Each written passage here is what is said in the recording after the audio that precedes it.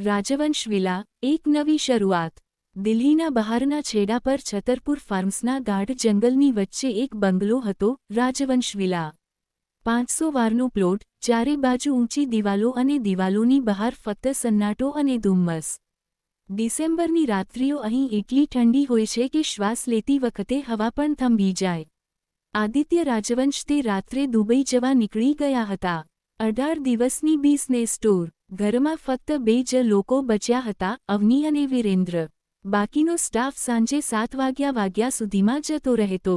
અવનીને એકલતા ડરાવતી હતી, એટલે વીર રાત્રે રોકાતો હતો। રાત્રિના સવારે 10 વાગ્યા હતા। લિવિંગ રૂમમાં આછો પીળો પ્રકાશ હતો। અવની સોફા પર સૂતી હતી। તેણે કાળા રંગની સિલ્કની નાઇટી પહેરી હતી, જે આદિત્ય મિલાનથી લાવ્યા હતા। કાપડ એટલું પાતળું હતું કે પ્રકાશ પડતાની સાથે જ શરીરની દરેક રેખા સાફ દેખાતી। એક પગ સીધો અને બીજો ઘૂંટણથી વળેલો। વિખરાયેલા વાળ અને હોઠ પર રેડ વાઇનનો હળવો ડાઘ। ટીવી પર કોઈ જૂની બ્લેક એન્ડ વ્હાઇટ ફિલ્મ ચાલતી હતી, અવાજ વગર।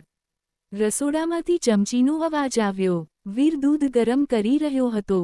અવનીએ ધીરેથી અવાજ આપ્યો, વીર, જરા અહીં આવતો। 2 મિનિટ પછી વીર આવ્યો। કાળા રંગની tight T shirt, grey track pant, પહોળા ખભા અને હાથની નસો ઉભરેલી। હાથમાં ગ્લાસ હતો જેમાંથી વરાળ નીકળી રહી હતી। મેમસાબ, દૂધ પી લો, સારી ઊંઘ આવશે। અવનીએ તેને ઉપરથી નીચે સુધી જોયો। પછી ધીરેથી ઊભી થઈ સોફા પર સીધી બેસી ગઈ। નાઇટીનો એક ખભો થોડો નીચે ઉતરી ગયો હતો, પણ તેણે સરખો ન કર્યો। બેસો ને વીર, રોજ ઊભા જ વાત કરો છો। વીર એક પળ માટે થોભ્યો, પછી સોફાના સૌથી દૂરના ખૂણે બેઠો। અવની હસી, આટલા ડરો છો કેમ મારાથી? ડર નથી મેમસાબ, ઇજ્જત છે। અવનીએ ગ્લાસ ઉપાડ્યો અને ધીરે ધીરે દૂધ પીવા લાગી। તેની નજરો વીર પર હતી અને વીરની નજરો જમીન પર। દૂધ પૂરું કર્યા પછી તે બોલી, વીર, એક વાત પૂછું? તે ક્યારેય કોઈને સાચા અર્થમાં ચાહી છે? વીરે માથું ઊંચું કર્યું। તેની આંખોમાં કંઈક ચમક્યું અને પછી શાંત થઈ ગયું। ચાહી તો હતી, પણ તે કોઈ બીજાની થઈ ગઈ। હવે બસ ગામમાં વૃદ્ધમાં છે, એમનું જ ધ્યાન રાખું છું। અવની શાંત થઈ ગઈ। પછી ધીરેથી બોલી, હું પણ તો કોઈની થઈ ચૂકી છું, છતાં પણ એકલી છું। તે રાત્રે વાતો ચાલતી રહી। પહેલા હળવી અને પછી ઊંડી। અવનીએ જણાવ્યું કે લગ્નના 4 વર્ષ પછી પણ તેને એવું લાગે છે કે કોઈ તેનું પોતાનું નથી। આદિત્યનો પ્રેમ ફક્ત કેમેરા અને બહારની દુનિયા માટે છે, અંદરથી ઘર ખાલી છે। વીર ચૂપચાપ સાંભળતો રહ્યો। રાત્રિના બપોર વાગ્યા। અવની ઊભી થઈ, ચાલ, સૂવા જઈએ। તે સીડીઓ ચઢવા લાગી। વીર તેની પાછળ હતો। માસ્ટર બેડરૂમનો દરવાજો ખુલ્લો હતો। અવની અંદર ગઈ અને પાછી ફરી। વીર બહાર ઊભો હતો।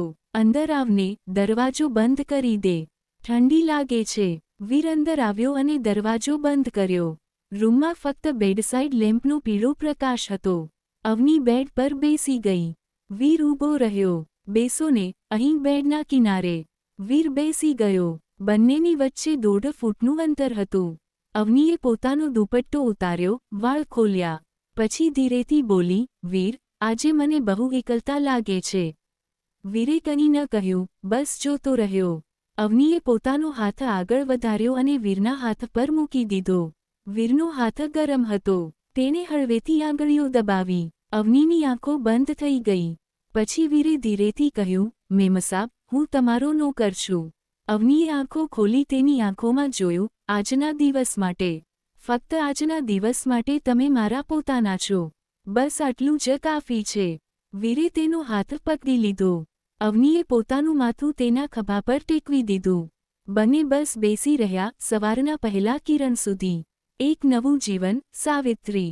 ઘણા મહિનાઓ પછી, એક રાત્રે આદિત્ય ઘરે હતા, પણ અવનીનું મન ત્યાં નહોતું। અંતે, વીર અવનીને એક મંદિર લઈ ગયો। મેમસાબ, હું તમને ભગાડીને નથી લાવ્યો, હું તમને આઝાદ કરવા લાવ્યો છું। વીર ઘૂંટણ પર બેસી ગયો અને તેની માતાના પિત્તળના મંગળસૂત્રથી અવની સાથે લગ્ન કર્યા।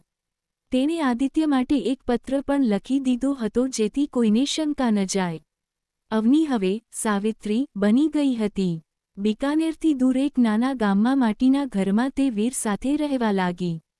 વીર બોલ્યો, સવારે ખેતરમાં ચાલવાનું છે, ગાય દોહવાની છે. અવની હસી, મેં ક્યારેય ગાયને અડી પણ નથી. હવે અડશો. સાંજે મારી સાથે રોટલી બનાવશો અને રાત્રે તારા ગણતા સૂવાનું છે. આ જ જિંદગી છે હવે. અવનીએ વીરના છાતી પર માથું મૂકી દીધું. આ જિંદગી મેં સપનામાં પણ નહોતી વિચારી, પણ આજે પહેલી વાર લાગે છે કે હું જીવી રહી છું. બોધ, પ્રેમ એ નથી જે દુનિયાને દેખાડવામાં આવે, પ્રેમ એ છે જે ચૂપચાપ હાથ પકડી લે